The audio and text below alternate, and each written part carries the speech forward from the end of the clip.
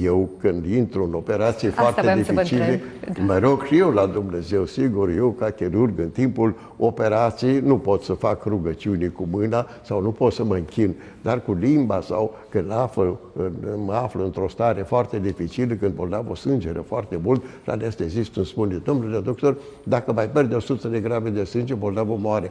Dacă mai pierde 50 de grame, moare. Atunci mă rog cu gândul că rugăciunea poți să o spui și în gând, poți să o spui și cu voce tare, poți să o și cânți, depinde de locul unde te afli. Dacă te afli într-o biserică, într-o catedrală, sau te afli pe câmp sau acasă, în singurătate, poți să o spui tare, poți să o spui și în gând, că ea este primită, dar să o spui cu credință, să ai încredere în ceea ce dorești să realizezi.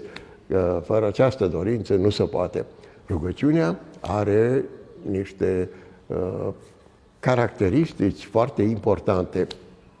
Rugăciunea acționează asupra fiziologiei și psihicului omului.